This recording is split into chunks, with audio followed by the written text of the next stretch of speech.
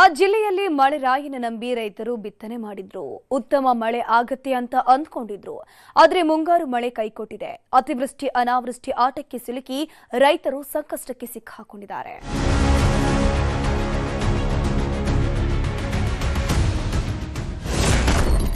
ಮುಂಗಾರು ಕಣ್ಣ ಮುಚ್ಚಾಲೆ ರೈತರ ಗೋಳಾಟ. ಕರುಣೆ ತೋರದ ವರುಣ, ಒಣಗ್ತಿವೆ ಬೆಳೆಗಳು. ಮುಂಗಾರು ಶುರುವಾಗಿ 20 ದಿನವೇ ಆಗೋಯ್ತು. ಇದುವರೆಗೂ ಮುಂಗಾರಿನ ಅಬ್ಬರ ಮಾತ್ರ ಇಲ್ಲ. ಇಂದು ಮಳೆ ಬರುತ್ತೆ, ನಾಳೆ ಮಳೆ ಬರುತ್ತೆ ಅಂತ ಅನ್ನದಾತರು ಕಾದಿದ್ದೇ ಬಂತು. ಆದ್ರೆ ವರುಣ ಮಾತ್ರ ಕರುಣೆ ತೋರಿಲ್ಲ.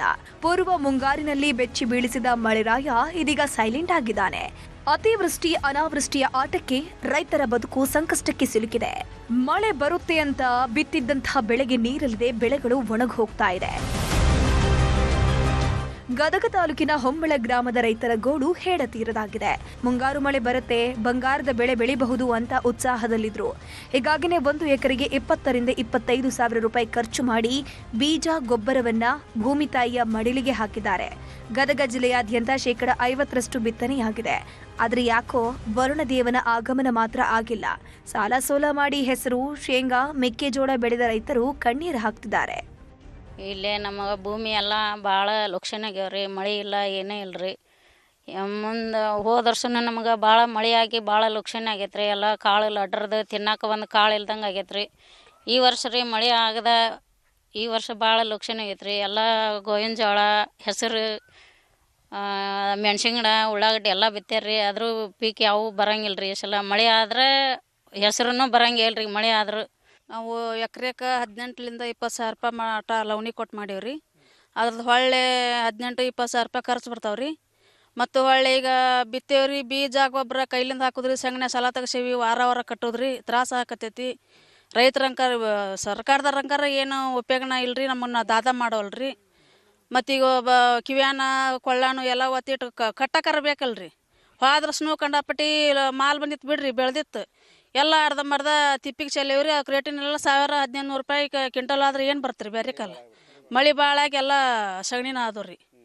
ಹಿಂಗಾಗಿ ರೈತರದ್ದು ಭಾಳ ತ್ರಾಸ ಆಗೈತೆ ರೀ. ಮತ್ತು ಮೂಲ ಬೆಳೆ ಆದಂಥ ಗೋಂಜಾಳ, ಶೇಂಗಾ ಬಿತ್ತಿ ಭಾಳ ದಿನ ಆಯಿತು. ಮಳೆ ಇಲ್ಲದಕ್ಕೆ ಒಣಗಿ ಹೊಂಟವು.